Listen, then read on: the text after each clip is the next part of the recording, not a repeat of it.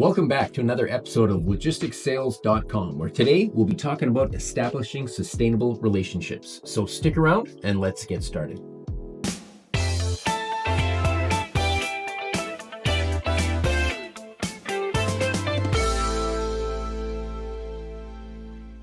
Welcome back, everybody, to another episode of LogisticsSales.com, where today we'll be discussing establishing sustainable relationships. I'm your host, Dean, and as always, here today are my co-hosts, Dana and Gail. How's everyone doing? Hi.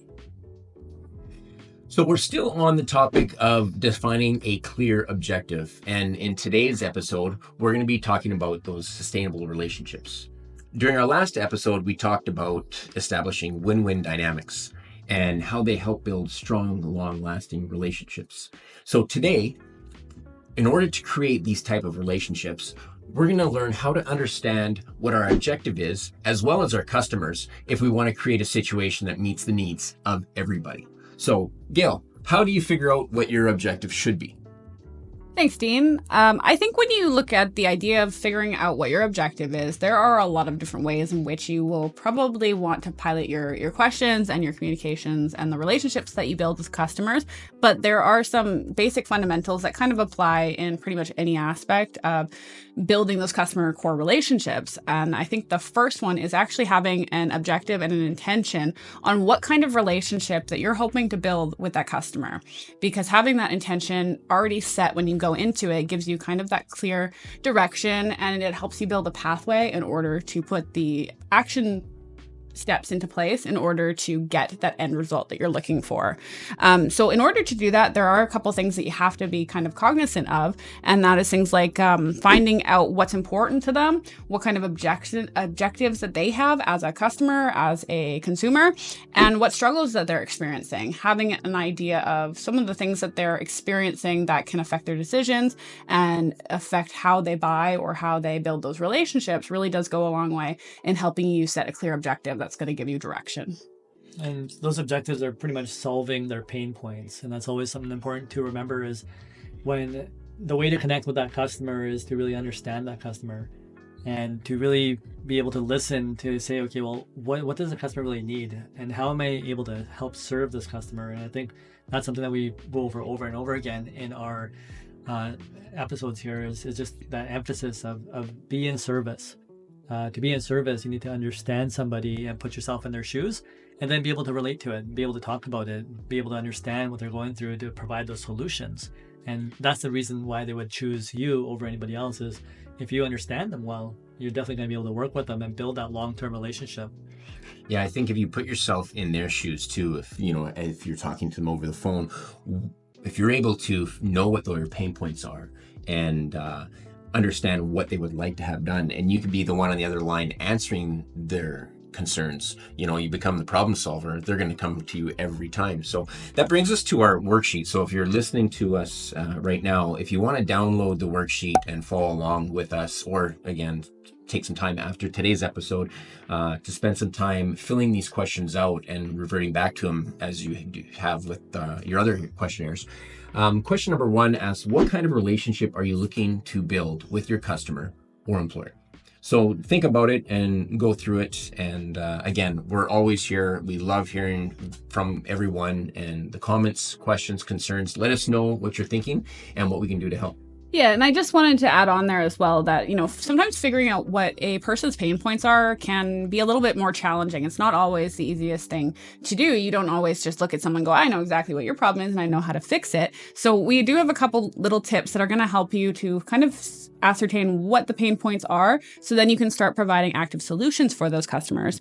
The first thing you're going to want to do is do the research. If it's about a company, you want to make sure you understand what's important to the company, what kind of business they're involved in, what they're manufacturing, what their strategies are. So having a little bit of an idea of how they operate and run does really help give you a direction to go in.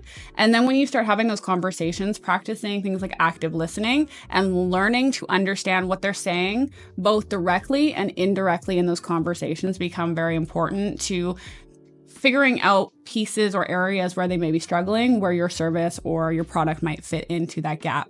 And then lastly, it's just asking the right questions, which if you've done your research and you've listened to their question, to what they've told you, to the questions that they have, you should be able to start picking out smart questions that will directly kind of reflect what they're looking for out of a service provider or out of a product, and start asking questions that are going to basically pilot them towards your service. And the easy way to kind of state this is have a conversation. Get in the habit of learning how to have a conversation that goes beyond just the hello, how are you? And as long as you do that, the customer will start teaching you in any conversation of how to sell them. As long as you're able to just listen to the cues. A lot of times the customers will tell you, hey, I'm busy right now. Call me back in, a different time. Or, hey, we have this project coming up at this time, or we're in a contract for the next year or 2 years. Then those are things they're telling you, they're teaching you when you get those responses of how to sell them. Exactly, Damon. And I think it's really important to note that your objective should not be solely based on the transaction. It should be about building that relationship first and foremost. If you can work and focus on building that relationship, the transaction will actually come quite more naturally than if you're trying to force the transaction on its own. So focus on the relationship first. After you have established that relationship, then you can start pulling on the transaction a little bit more, and it will just flow into place. It's almost one and the same, that if you focus on the relationship, the opportunity comes, because you're building that commonality between the customer and yourself to the point that they're going to want to do more and more work with you. So I think that's a great point. And you'll always have questions that you will need to ask. Depending on your product or service, they may vary, but there are always going to be some universal questions that will apply for whatever business that you are currently conducting. So have an understanding of what those core questions are for the type of product or service that you're selling, which brings us to question number 2 on the worksheet. There is actually a spot for you to go and write down 4 questions that you might need to ask in order to find out those pain points that your customer is receiving. So take some time and reflect on your product and service, about who your potential ideal customer would be and what questions would be relevant to them, and jot them down, because you're going to want to have those in your repertoire and your resources in order to ask for when you're doing your cold calling, your sales, and building those relationships. And sometimes it's not even pain points, it's their expectations. Can we meet their expectations? Do we understand the customer? What are they used to? What do they really enjoy about working with others that we could provide to them? But you're looking for those expectations and how to meet those expectations as well. Yeah, and if they have no pain points, but they have good expectations of what they want out of a service provider, how do you take that to the next level? How do you become something that is even beyond their expectations? So that's a really good thing to reflect on as well. Overpromise and overdeliver. And then lastly, before we head into our next section, I did kind of want to touch on objectives when it comes to dealing on the employer level from an employee aspect. So you should also have a clear objective. When you're heading into a position or role, you want to understand what is your goal for that position within that company. And this can be things like, do you want to streamline processes? Do you want to increase sales and productivity? Have an outline of responsibilities. So there's a various amount of ways that you can kind of format this, but having that objective when you go into a new job or position will give you a clear direction in which to head in, and it will provide a lot of faith in you from your employer, because if they can see that you know what you're doing and that you already have a game plan in mind, they kind of can take their hands off the reins a little bit and just kind of let you do your thing. All great points, Gil. So now that we know what our objective is, why is having a clear objective in a sustainable relationship so important? Thanks, Dean. Having that clear objective really gives us that roadmap of what we need to really serve that customer. And the clearer you are in that objective, it's really going to provide the clarity to the customer as well. So we always talk about that emotional transference of energy. And so when we are clear on what we want to do and how we want to help that customer, they understand, like, hey, I'm working with a professional, right? And that's always the thing, is we have to be able to give the customer confidence and to build that trust with them. Otherwise, if we don't really know what we're talking about and we're just like, oh yeah, we do this, oh yeah, we do this. And we've kind of heard this in some of our sales calls with some of our trainees, is they'll again overpromise, but they don't even know what they're promising because they don't even understand what the customer's saying. And so the customers will pick up on this. And so again, having that preparation done ahead of time is going to help us really get that clarity and let the customer know that, hey, we actually really know what we're doing. And we always want to make you seem like the expert. And that's what is always going to get you that customer and land that customer for long term is when they look at you and they see value in who you are. Have that value proposition. You could do that by stating your objectives clearly to yourself to be able to convey that to anyone that's speaking to you. And the easiest thing for someone else to really get to know who you are as a person is when you're clear on who you are as a person. And if you know that you're there to deliver, again, service, how am I going to deliver that service? I need to be able to back it up by what I say, and then be able to back it up again by what I do. And so having that clear objective is going to really help you build that long-term relationship that you're kind of looking to build. And then for the customers as well, it really gives them a visual as to the journey that you're going to take them on. We want to give them clarity that, hey, we understand where you are right now, where you want to get to, and how we're going to get you there. And if they can see that happening, they're more likely to choose you when it comes to making a decision of who do they want to work as with as a supplier. Other things too is when we're clear on our objectives, there's less, down the road, there's less chances that there's going to be any disputes. Because if you made everything clear from the get-go, people really know what to expect. And it's usually when someone is thinking one thing and you're thinking something else, and then you go to a time to where you're going to start providing that service to that customer or client, right? Customer's like, hold on, I think I was expecting this because you were promising me this, and this, and hold on, you weren't really clear about that, and I assumed that you were going to do A, B, C, but now you're doing X, Y, Z. So again, if you make that clear from the beginning, then the customer really knows what to expect and they're not really worried. And for us in logistics, it means, less phone calls, less confusion, more clarity, less questions asked. And it just makes everyone's jobs a lot easier when we are clear with, okay, hey, you know what? We're picking up from point A and we're going to point B, and this is how we're going to communicate it with you. Mm-hmm. Is there anything else that we need to know ahead of time about your product or service that will allow us to do our jobs better for you? And how do you like to be communicated with? Mm-hmm. Right? So when we ask some of these questions ahead of time, it just makes it a lot easier because we understand both parties. They understand us, we understand them. And again, less disputes down the road, right? And I would also just add that when you have a very clear objective and you're able to communicate that with a potential customer, you actually come off as a lot more genuine because they understand that you have limitations and you have specialties that you are really, really good at. And by having that clear communication and figuring out where your service or product can fit into their operations, they can actually start putting a lot more faith into you, because it's so common in sales in general where people call and promise the world and can't deliver. So if you know exactly what you do and where you really specialize and how you can make it a phenomenal service, and you are able to incorporate that into their business in a way that works for them, it builds that credibility and it builds that trust, and it really does prove that you're not there for yourself. You're there to help them and you're here to service them with that right alignment that you've built. I think it's that transparency. That transparency is what builds that trust. When they can really see, like, okay, hey, this is what this person's going to do. Okay, yeah, sure. You may have your own way of doing it. And for them, if you're transparent with what you're going to be doing, then it takes the fear away from their side. It's when a customer has fear inside of them that they're going to actually panic. Mm. And then they're going to ask you a lot more questions, and it's going to make your job difficult in the long term. So again, having that clear objective really helps in so many different ways. Yeah, it helps prevent that gap in communication, which could turn to problems down the road. So I love those points, and there's a saying I use quite often. It's failure to prepare is preparing to fail.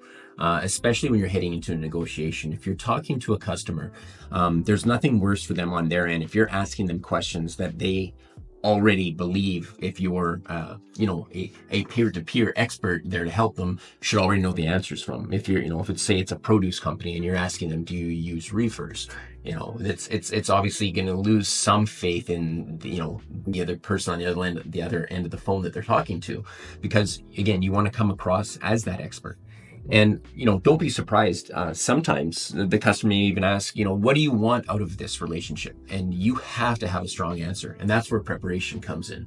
If they know, sorry. Yeah, sorry. I just had to mention this, but, when we talk about like that long-term relationship component of it, a lot of mistakes that are made by new reps is they just go after the first transaction. And what we always try to talk about is, hey, are we just looking at it from a short-term perspective, or are we looking to make it a long-term relationship? And so particularly we try to let our students know that, hey, when you are having this conversation, articulate that to your client. Let them understand that, hey, we're not looking for how we can help you today only, but we're looking for that long-term relationship. We want to be working with you continuously. And if we get those conversations from the get-go, then the customer already knows, okay, hey, you know what? If I'm going to be working with Dean or Gail or Damon, this is going to be a long-term relationship. So we put their mindset into that perspective as well. And that's how we are able to maintain those long-term relationships that last years versus a day, a week, a month, a year, right? We're looking for the long term. Right. And in an ideal negotiation, especially when you're entering into a partnership with a customer, you want to have a win-win. If it's B2B, it's a win-win-win to the consumer or the end user. So I think the clearer your objective, the easier you'll be able to communicate your message. And again, that brings us to question number 3, as to write down your own personal objective, specifically what you need out of the relationship. In saying that, go back and imagine yourself in that negotiation. Of course, you want to be flexible. They want to see they're entering into a relationship with somebody they can work with, who's willing to make different sacrifices, per se, if that's what it takes. But you have to have some non-negotiables. Obviously, not everybody is going to be worth partnering with.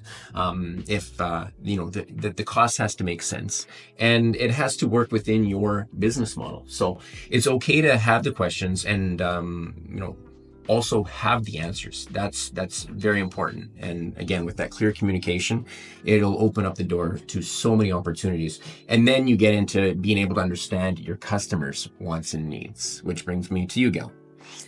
Yeah, and I think this is actually extremely important, and not just before we get into this, I just wanted to say it's really important not just to have an understanding of what the customer wants and what they need, but you have to have that balance of what you want and need, because if it's tilted to any side, it's not going to be a sustainable relationship. You have to have that mutual benefit where you're both getting something out of it, right? So kind of just to expand on that a little bit, when we talk about what a want is, this is someone's desire or preference. It's not necessarily a need, which is something that is essential. It's necessary. It has to be there. So figuring out the difference between the two when you're having those conversations and communicating is going to help you figure out where things can wiggle a little bit and where things have to be firm set, whether it's on your side or on the customer side. And in order to do that, a lot of what we've already talked about is to do things like your research, is to actively listen when you're having conversations, hear the things that they're telling you and the things that they're not maybe expressly saying to you, and figure out what falls onto the want side and what falls onto the need side. Once you can kind of figure that out, you can start providing solutions. And a lot of time, Gail, we experience this in our sales, as well as that those wants become so much more important, because a lot of times, it's that customer service, the aspect that we do, whether it's over communicating with that customer or communicating in the right way, providing that, that happy, cheery attitude when they call us. And people, even though it's a want and it's not necessarily a need, those wants become so addictive that people just love to deal with the person that provides that makes them feel good. And that feel good factor, will switch a customer's wants into those needs. Yeah, I would just say exactly that. The wants become your value adds. The needs are the things that you have to provide in order to make the deal work. The wants are what you can add on top of it, potentially to convince a customer to switch providers or to bring somebody in who wasn't looking to buy. So those are the things that are going to elevate your level of service from regular tier to top tier and make you the ultimate provider or a service carrier in your area. I think it's important to note too that when you go into these types of negotiations and you have your needs, once you deliver and you come from a place of service, the wants are going to come. Yeah. So once you have an understanding, it kind of gives you an idea of where you can place that common ground between you and the customer, and then start having the conversations about how you're going to make that work. So in order to have an idea of what their motivations are, let's talk about some of the needs that might be applicable in your business or when you're dealing with your conversations with customers.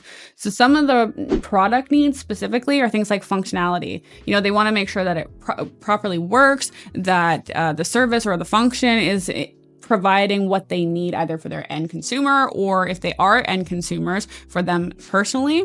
You also want to take a look at price, right? So sometimes that becomes a sticking point when we're dealing with customers is well, they need this price, but we need this price. So figuring out if it is a want to have a lower price or it's a need really to kind of dictate, is this the customer for me or maybe not the right fit. So kind of having that understanding is really, really important.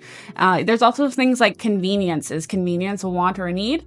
And experience as well is extremely, extremely important. A lot of people want to work with somebody who's an expert in their field that they can rely on, that they know is going to have the answers and, just that they have trust in, that they have faith in. So really looking at that becomes quite vital. Kind of keep it in mind, like, okay, why are these things important? It's because that person has a job that they have to be held to some sort of standard by their employer. And if we understand, like, hey, you know what? Why would somebody work with us, and why would somebody risk their job, especially if they're working with a new vendor? So yeah, a lot of those things do become important. But does it need to be the one point that you get stuck on? One thing we always talk about is like pricing. Like it shouldn't be something that we get stuck on. But if we could show people the value by getting outside of the price, and a lot of times I know we're always not the cheapest company to deal with, but we always talk about the value adds. And we talk about the high level of service that we do with our other customers and show them that vision. And that vision becomes important for them to be able to buy with us and differentiate between, hey, working with us versus working with somebody else. And so learning how to really understand the customer and just understanding, like, which points do I really want to focus on here? And that's great that you're mentioning some of these points, Gail. But I think, the more that people are able to put into their mindset, the better they're going to have those conversations with their clients and be able to take it off of pricing and off of some of these items to be able to talk about and find out different ways to connect with them. And if you're the cheapest person, perfect, right? But if you're not, you gotta figure out other ways to learn how to communicate. Yeah, a lot can be said for reliability, performance, efficiency, a lot of things that we kind of thrive on. It's going to make their job easier if those are all things that they're willing to pay a premium for. Because in a lot of businesses, when the person you're talking to on the other side of the phone is looking for, that problem solver, and they're willing to pay a little bit more to alleviate themselves from that, those pain points. Which brings me right into the second part. So we talked a little bit about product needs and wants, but let's talk about service needs and wants. The first one on the list is empathy. They want to know that if they do experience a problem, knock on wood, hopefully that never happens, but probably will have happened at some point. They want to know when they call their customer service that they're going to be met with somebody who can talk to them with empathy, who can understand why they are upset, why they're struggling, and what issues that they're experiencing, and then help them work through the process and come to a resolution that they're going to be happy with and can move forward from. They also want fairness. They don't want somebody who's just trying to get like the biggest price out of them, but not offer anything back in return. It's that balance. You want to have a fair price for a fair service. And also, if mistakes are made, we take accountability for them. And that's part of the fairness process too, is that you don't always have to look at it at what can I gain, but what can I give? Exactly. And that comes into transparency. They expect, it's not even a want really. Transparency is a need. They want to know that when they talk to you that they're getting the truth, that they're getting the facts.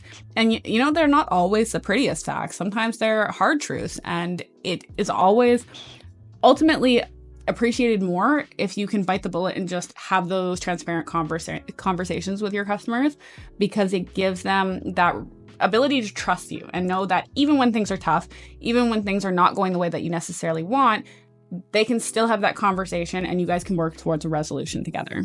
And transparency for me has always been, how does that person that I'm dealing with be able to answer to all the superiors? If there's people that are in the sales process, there's people in management, there's people in the accounting teams, how do they communicate the information that I give them to the proper teams and have answers for them? So it's not only that we need to be transparent with that particular person, but we also need to think about the person that he's dealing with as well. Yeah, which brings us into number 13, which is control. And that's kind of the same aspect. We want to give them a little bit of control over it so that they don't feel like they're just out there in the dark. They want to have a little bit of a handle on things. For example, if they do have to answer to their superiors, do they have the control over the freight movement or the product or the purchase in order to be able to give the answers that they need and to justify their own actions as well? So control is really important. And options are extremely important as well. Some people don't want the cookie cutter version of what everyone else has. So having options and a little bit of flexibility on what your product or services are gives somebody a wider pool to pick from, so to speak.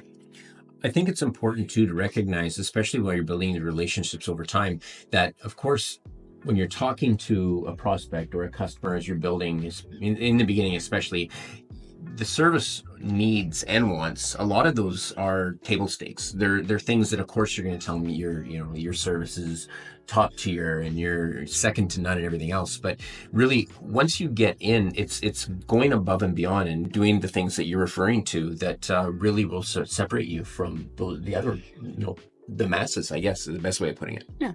And then the last two are just information and accessibility. You want to, at every point in your interactions, from that first cold call till you've landed that customer and you've built that relationship, you want to be able to willingly provide information and to get answers for them as the questions kind of arise throughout the process. And it needs to be accessible. They shouldn't have to give you a call and wait 3 days for a response back. They should be able to get the information that they need right away, whether that's email, phone, in person. Having the ability to get their questions answered has become really, really important for having a strong relationship that you've built. Perfect. Which brings us to question number 4 of the worksheet. In this question, list 10 potential wants and needs that might be important to your ideal customer. Select which ones are wants and which ones are needs, or both for your customer. Which brings us to why is it so important to review and revise these objectives regularly, Damon? It's important because you don't want to be rigid, right? And the thing is when people work with somebody, they want to know that there's some sort of flexibility.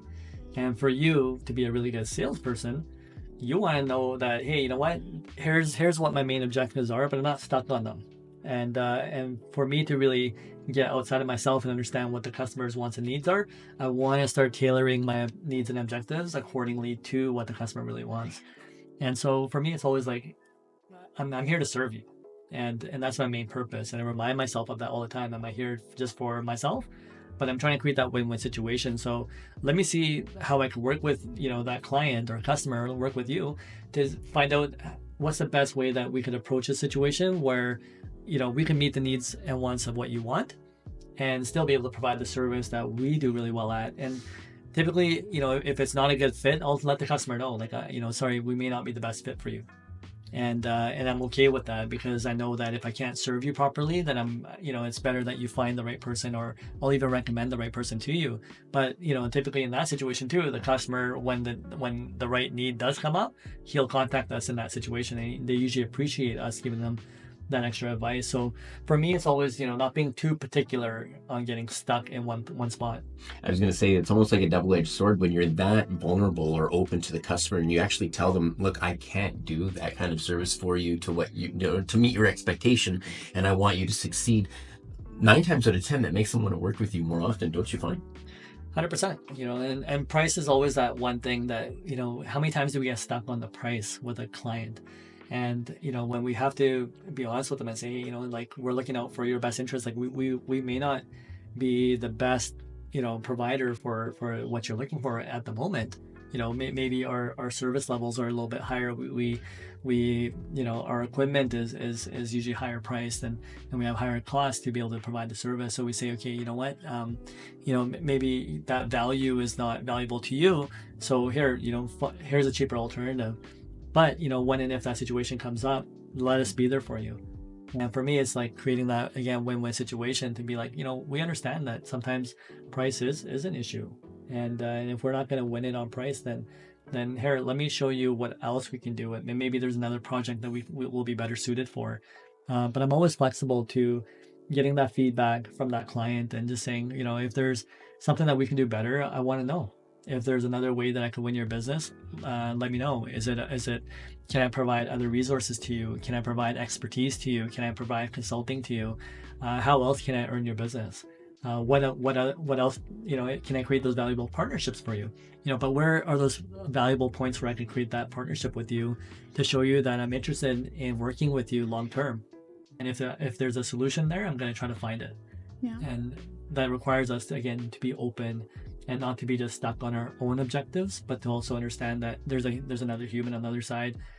They have pressures on them as well, and same thing. We have pressures to perform on our side, and so do they. So we have to kind of create that relationship together. Yeah, and I think when you have an understanding that, yes, you have a clear objective, but it does have that flexibility and you're looking to make sure that both parties' needs are being met, it also opens up the door for a lot of creativity, which is really, really fun if you actually start to deep dive into it, because then you can start exploring, different ways and tactics and relationship building momentum that you're working on in order to build those relationships. And, sometimes even if it's not the right customer, it's not the right fit, if you've done all that work and you've built that relationship and that foundation, you might even find that, like Damon was saying, maybe later on down the road, they'll come back and say, hey, I've got a project that's perfect for you. But what if they go, hey, I might not be the right person, but I have these contacts that I know are looking for the type of service that you provide. Because you target your interactions and your objective is about the relationship, not about the transaction, you become someone that they can not only put their trust in, but that they're more willing to refer to other people or have other people referring to you. And remember, every one of these situations is an opportunity to learn. You're going to go through these, and sometimes it won't be the right fit, but every step you took to get through there to the point to where you do get into a win-win relationship, you can duplicate that over and over and over again. So real quick, I just want to do the questions 5 and 6 back to back here. For the worksheet again, for question number 5, based on your answers above, what differentiator do you see for building long-term sustainable relationships versus transactional sales? So, put some time into that and actually think about it. Am I really coming from a place of service, or is it more what's in it for me? And I think the way, we always speak, it's doing what you can for others and helping them, and you'll see those wants come to you tenfold.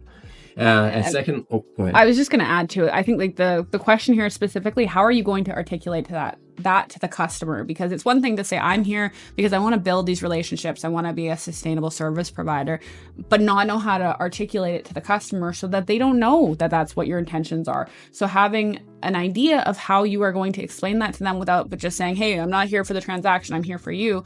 You should have a couple of ways where you can figure out how to tell a customer that without saying it in black and white. Yeah. And I was kind of relate this to relationships as well. If you get stuck in a relationship with a client where maybe you're not making enough margin in there, or you're providing a service that you're maybe not the best at providing, you're not going to feel good about that transaction either. And so that's the thing about thinking long term. Okay, hey, is this my specialty?